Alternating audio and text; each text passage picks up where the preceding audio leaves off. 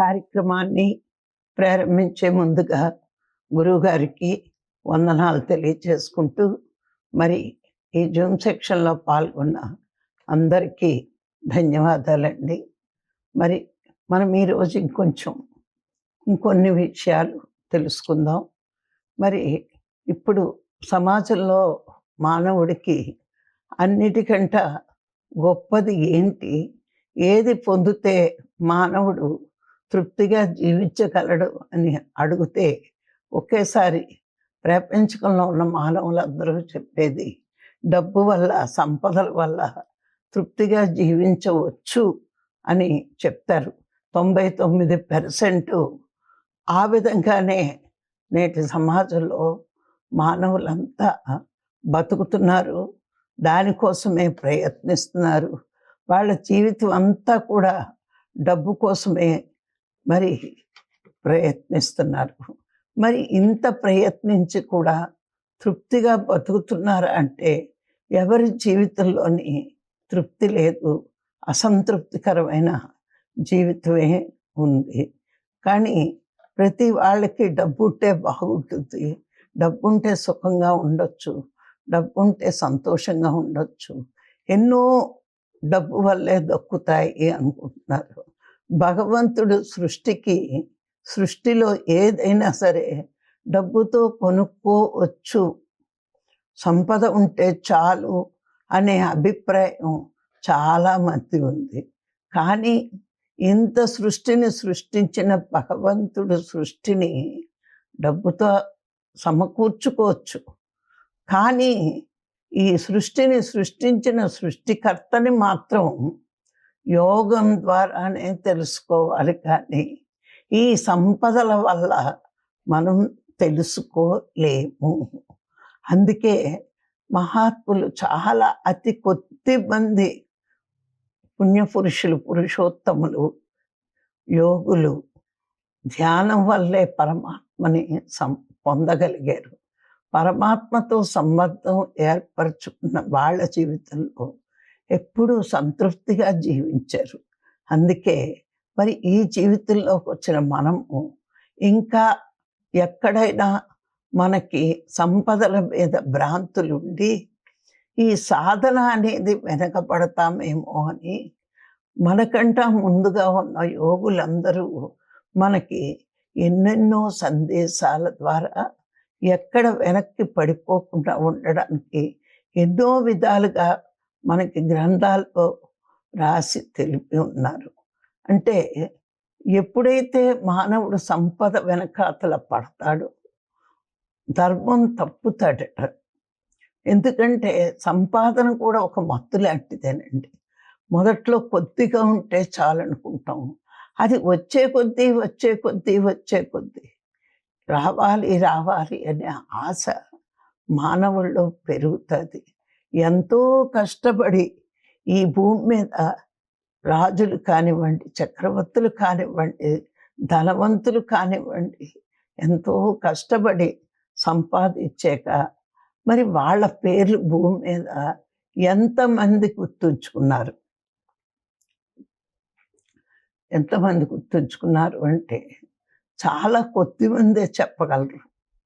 అదైనా చూడండి, ఒక రాముణ్ణి, ఒక కృష్ణుణ్ణి, ఒక అల్లాని, ఒక బుద్ధుణ్ణి తీసేసి పదే తలుచుకుంటారు. ఎందుకంటే వాళ్ళంతా యోగులు, ప్రజల కోసం సత్కర్మలు చేస్తూ వాళ్ళ జీవితం అంతా ప్రజల కోసమే పాటుపడ్డారు. ఎందుకు అంటే వాళ్ళు యోగంలో సత్యాన్ని తెలుసుకున్నారు కాబట్టి. ఎందరో రాజులు ఈ భూమిని పరిపాలించారు. అందుకే బలి చక్రవర్తి వామనుడు వచ్చి 3 అడుగుల నేల అడిగినప్పుడు బలి చక్రవర్తిని ఇవ్వద్దు అని చెప్పినప్పుడు వాళ్ళ గురువుగారితో అంటాడట, గురువుగారు ఈ భూమి మీద ఎందరో రాజ్యాలను జయించారు, చక్రవర్తులు అయ్యారు, గొప్పవాళ్ళు అయ్యారు, మరి వాళ్ళందరి పేరు భూమి మీద నిలవలేదు, ఎవరికి గుర్తు లేదు. ఎవరైతే గొప్ప గొప్ప పనులు చేస్తారో, ఎవరైతే ధర్మం దానం జీవితంలో ఉంచుకుంటారో అలాంటి వాళ్ళే చరిత్రలో శాశ్వతంగా ఉన్నారు అని గురువుకే చెప్పాడు బలి చక్రవర్తి. ఆయన ఒకటే అంటాడు, ఎందరో రాజులు ఈ భూమిని పరిపాలించారు, ఎవరి పేరు ఎవరికీ గుర్తులేదు, కానీ ధర్మాన్ని ఆచరించి దానాన్ని ఎవరు అడిగినా లేదనకుండా ఇచ్చిన మహాత్ముల పేరే చరిత్రలో చిరస్థాయిగా నిలిచిపోయింది. అందుకే నేను దానం ఇవ్వకుండా ఉండలేను అని గురువుగారికే చెప్తాడట. అంటే ఈ భూమి మీద అసలైన ధర్మం ఏంటి అంటే, నీ కింద వాళ్ళని ఎవరైతే నీ దగ్గర లేదు అని వస్తారో వాళ్ళని కొంచెమైనా తృప్తిగా బతకని ఏదైనా ఇచ్చి, అందుకే దానం అంత గొప్పది అంటారు. మరి ధర్మం కూడా అలాంటిదే. ఎవరు ధర్మానికి దానానికి కట్టుబడి ఉంటారు అంటే యోగులే, జ్ఞానం పొందిన వాళ్ళే మరి అన్నిటికీ కట్టుబడి ఉంటారు. మరి యోగ జీవితం అంటే ఒక విధంగా మనం చెప్పాలి అంటే ధర్మపరమైన జీవితమే యోగ జీవితం. భోగం అపఖ్యాతి రావచ్చు, అధర్మంగా జీవించవచ్చు, స్వార్థపూరిత జీవితం ఉంటుంది భోగం. యోగం ఎప్పుడూ కూడా ధర్మపరమైన జీవితమే అలవాటు చేస్తుంది. భగవంతుడికి నచ్చినట్టు జీవించడం జ్ఞాని అలవాటు. భగవంతుడి గురించి కాకుండా సంపదల కోసం, ఈ భూమి మీద పేరు ప్రతిష్టల కోసం భోగాల్లో ఉన్నవాడు, సంపదల్లో ఉన్నవాడు స్వార్థం లేకుండా ఉండడు, అధర్మం లేకుండాను ఉండడు. అందుకే భగవంతుడు సృష్టి కోరుకున్న వాడికి ధర్మం పూర్తిగా ఆచరించలేడు, కొంత చెప్తాడంతే. అందుకే సంపదలు ఉన్నాయని సంబరపడకు, జ్ఞానం వల్లే సంబరపడు. నువ్వెంత సంపద సంపాదించేవు అని సంబరపడవద్దు, అది నాకెంతుంది. అందుకే వశిష్ఠుల వారు అష్టమదాల్లో సంపదల వల్ల కూడా అహంకారం రావచ్చు అంటాడు. అన్నిటికంట ఎక్కువగా అహంకారం పెంచేది ధనము, విద్య, సౌందర్యము. అందుకే రూపమతం, కులమతం, విద్యామతం, ధనమతం, ఈ మూడు కూడా మనిషిని అధోగతి పాలు చేస్తాయి.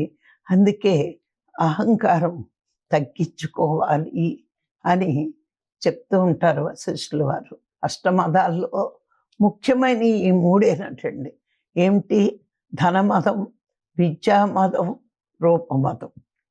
ఈ మూడే మనిషికి ఎక్కువ అహంకారం. చూడండి, చాలామంది డబ్బున్న వాళ్ళు డబ్బు లేని వాళ్ళని పక్కన కూడా కూర్చోబెట్టుకోరు. ఇది ధనమతం. మరి చాలా పెద్ద పెద్ద ఆఫీసర్లు, పెద్ద పెద్ద పోస్టులు ఉండి చాలా చదువు ఉంటే చదువు లేని వాడిని పక్కన కూర్చోడానికి ఒప్పుకోకపోవచ్చు. మరి అందగత్తెలైతే చెప్పక్కర్లేదు, క్షణక్షణం అహంకారంతో ఉంటారు. ఈ మూడే మనిషిని కిందకు పడతోయడానికి కారణము అని వశిష్ఠుల వారు చెప్పారు. అందుకే మహాత్ములు మనకేం సందేశం ఇచ్చారు అంటే, సంపదలు ఉన్నాయని సంబరపడకు, జ్ఞానం పొందితేనే సంబరపడు. ఇప్పుడు మనం జ్ఞాన మార్గంలోకి వచ్చాం. సంపదలు అన్నవి మరి ఉంటాయి, మనకంటే ఎక్కువ ఉన్న వాళ్ళు కూడా ఈ లోకంలో ఉంటారు. అందుకే ప్రతి మహాత్ముడు మనకిచ్చే సందేశం ఏంటంటే, ఎప్పుడు సంబరం పడకు, సంపదలు ఉన్నాయని, దానివల్ల నీకు అహంకారం పెరగవచ్చు అని చెప్తూ, మరి రామకృష్ణ పరమహంస ఒక ఉదాహరణ చెప్తాడండి. ఏమిటంటే, చీకటి పడగానే మిణుపురుగులు వస్తాయట. వచ్చి అప్పో నా వల్లే లోకానికి వెలుతురు వస్తుంది అని అహంకారంతో గీంకారం చేస్తుందట. కొంతసేపటికి నక్షత్రాలు వస్తాయట. నక్షత్రాలు ప్రకాశిస్తుంటే మిణుపురుగుల కాంతి తగ్గుతూ ఉంటుందట. దీనికంటే ఆ కాంతి ఎక్కువ. నక్షత్రాలు అనుకుంటాయట, నా వల్లే లోకానికి వెలుగు వస్తోంది అని. అంటే ఇక్కడ గమనిస్తే మిణుపురుగుల కాంతి కంటే నక్షత్రాల కాంతి ఎక్కువ కాబట్టి అవి గర్విస్తున్నాయి, నేను కాంతినిస్తున్నానని. మరి కాసేపటికి చంద్రుడు వస్తాడట.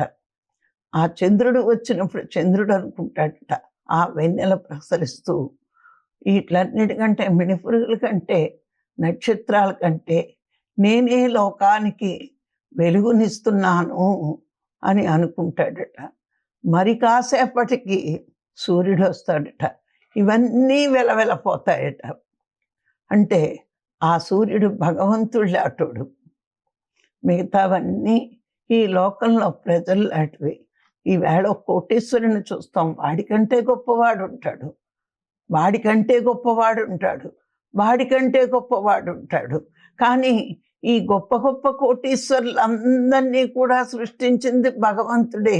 వీళ్ళందరికంటే కోటీశ్వరుడు.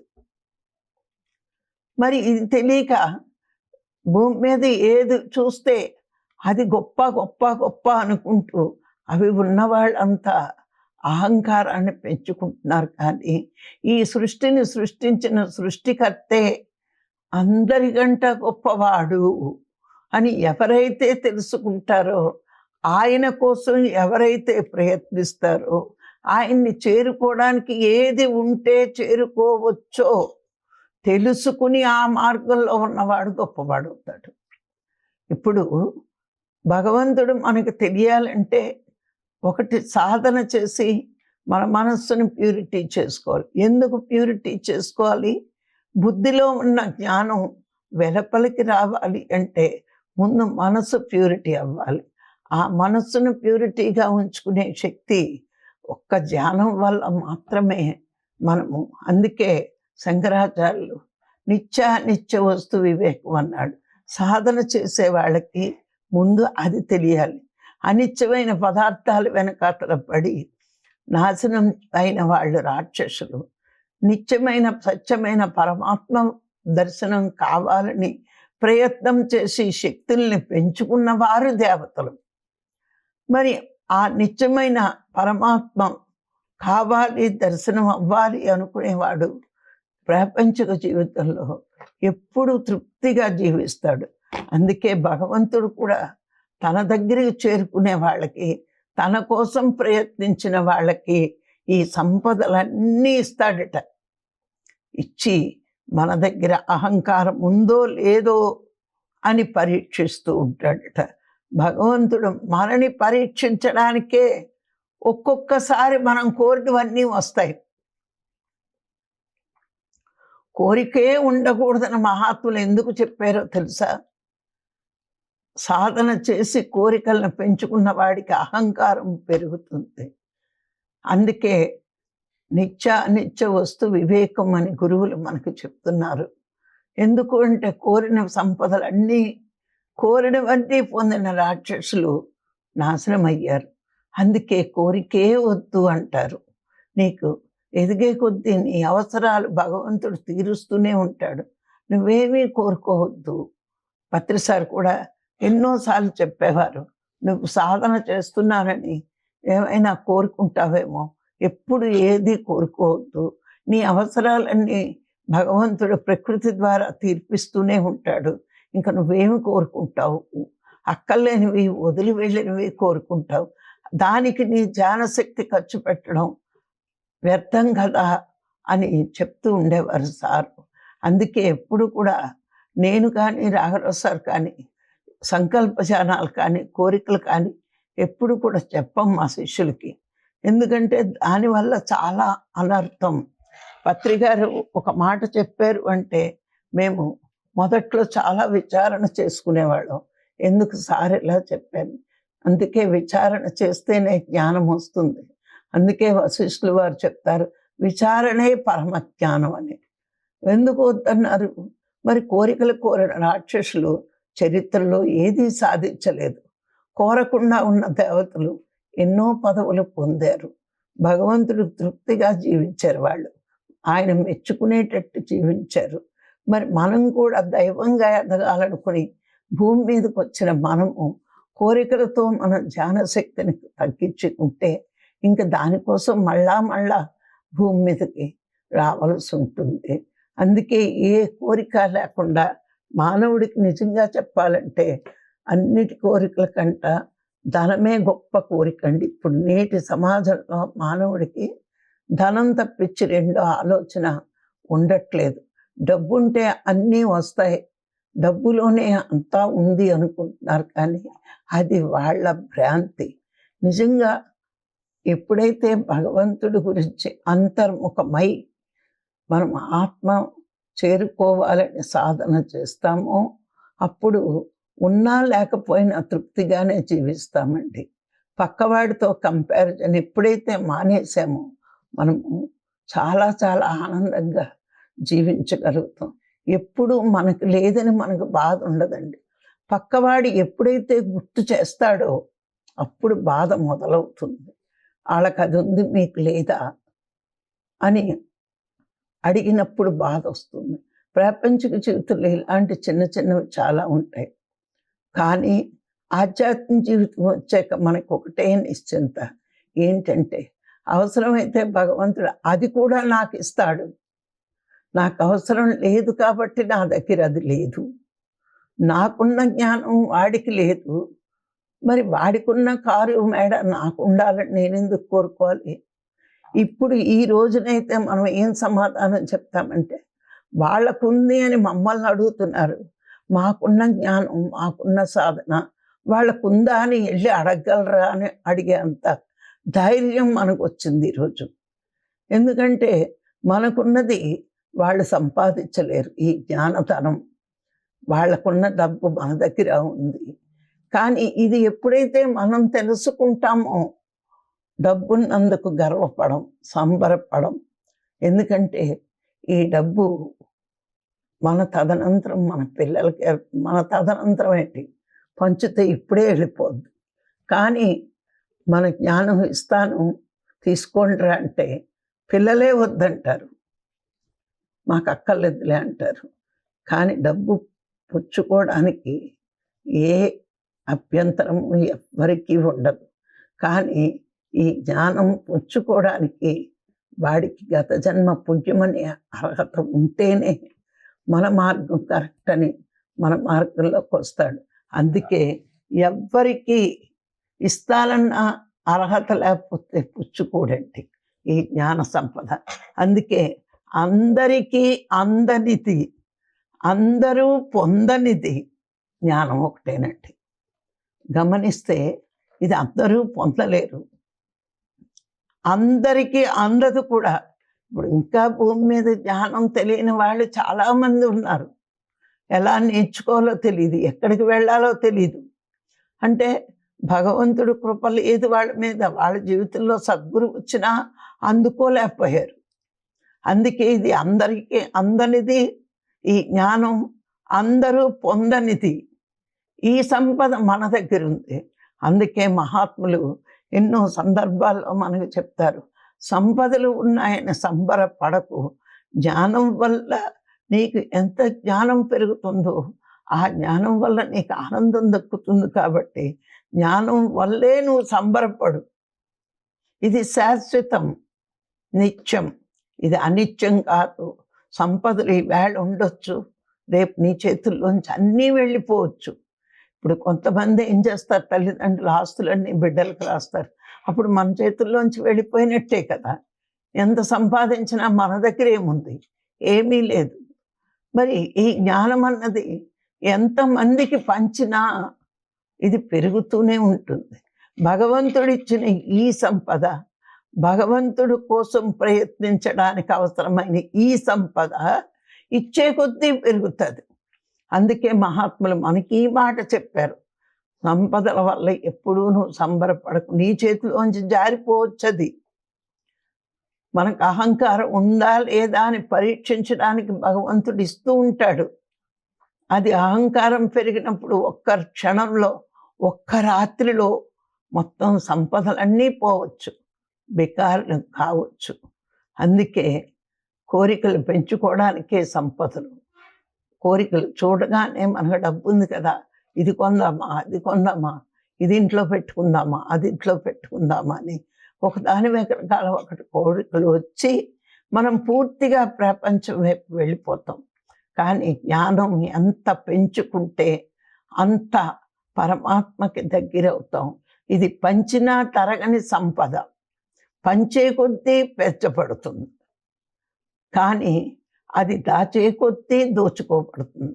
పంచితే ఒక్క క్షణంలో వెళ్ళిపోతుంది, దాస్తే ఎవరికో దోచుకోబడుతుంది.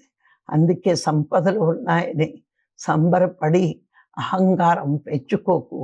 జ్ఞానం వల్ల మాత్రమే నువ్వు గొప్ప స్థితిలో చిరస్థాయిగా నిలిచిపోయే స్థితి, శాశ్వత ఆనంద స్థితి ఏది అంటే జ్ఞానం వల్లనే.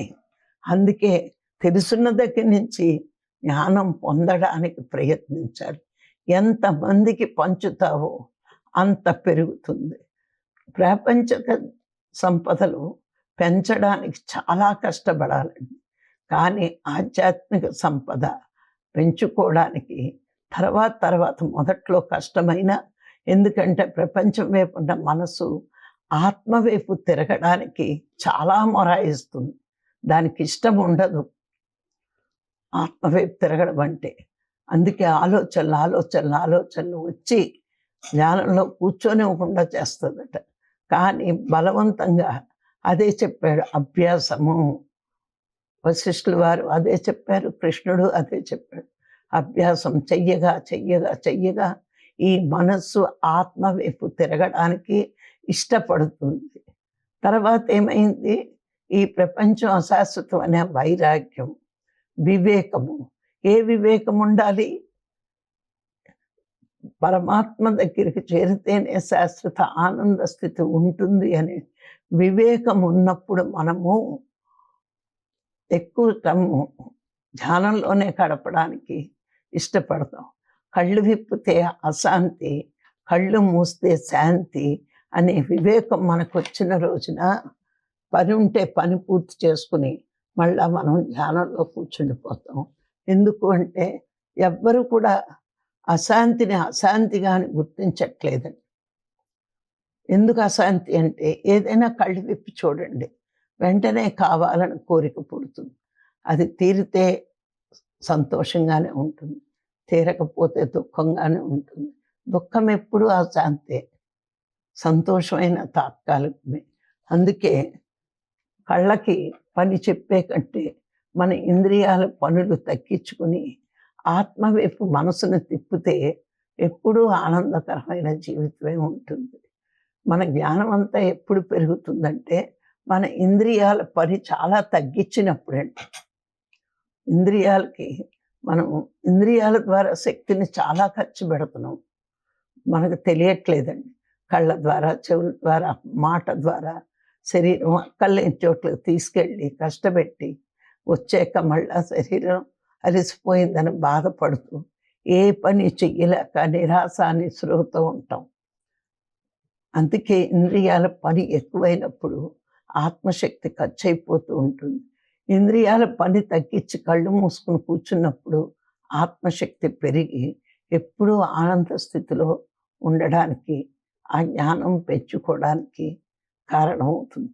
మనం చెప్పుకున్నాం కదా, ధ్యానం వల్ల జ్ఞానశక్తి, మరి గ్రహణ శక్తి, ఈ శక్తులన్నీ పెరుగుతాయి. పెరిగి ఇంకా జ్ఞానం పెరుగుతుంటుంది. మనలో జ్ఞానం ఎంతగా పెరుగుతూ ఉంటుందో మనము పరమాత్మకి అంతగా దగ్గరవుతాం. పరమాత్మకి దగ్గరవుతున్నాము అంటే అర్థం ఆనందానికి దగ్గరవుతున్నాం. ఎప్పుడూ ఆనంద స్థితిలో ఉంటాం. ఉన్నా లేకపోయినా ఆనందంగా జీవించగలుగుతాం. అదే అంటారు చూడండి, పురుషోత్తముడిగా జీవించాలి అంటే ద్వంద్వాల్లో కూడా సమస్థితిలో ఉండగలగాలి అని. ఆ స్థితి ఏది అంటే మనం సాధన ఎక్కువ చేసినప్పుడు కలిమిలో, లేమిలో, దుఃఖంలో, సుఖంలో అన్నిటిలోని ఒక సాక్షి స్థితిలో ఉండి ప్రతిదీ స్వీకరిస్తూ ఉంటాం. అందుకే సంపదలు ఉన్నాయని సంబరపడకు. అవి భగవంతుడు నీకు అహంకారం ఉందా లేదా అని పరీక్షించడానికే ఇస్తాడు. ఆ పరీక్షించడానికి ఇచ్చినప్పుడు ఒక్కొక్కసారి మనకు అహంకారం కూడా పెరగవచ్చు. ఆ పెరగడం వల్ల ఇచ్చినవన్నీ వెనక్కి తీసుకోబడతాయి సద్వినియోగం చేయలేనప్పుడు. అందుకే ఎప్పుడు మానవుడు పరమాత్మని మనలో ఆత్మగా ఉన్నాడని ఆయన మీద దృష్టి పెట్టడమే, అప్పుడే జ్ఞానం వస్తుంది. జ్ఞానం వల్ల సంబరపడు, సంపదల వల్ల సంబరపడకు అని మనకి చెప్పడం జరిగింది. మరి మనం ఆ మార్గంలోనే ఉండి ఇవన్నీ మరణం ఎందుకు చేసుకుంటున్నాం అంటే, మళ్ళా ఎక్కడైనా మాయిక వశమై మరిచిపోయి అటు వెళ్తామేమో అని మహాత్ములు మనకి రోజుకి ఒక సందేశం ఈ విధంగా మన ద్వారా అందరికీ తెలియచేయడం జరుగుతుంది. మరి ఈరోజు ఈ అవకాశం ఇచ్చిన మీ అందరికీ మరొక్కసారి కృతజ్ఞతలు. Thank you.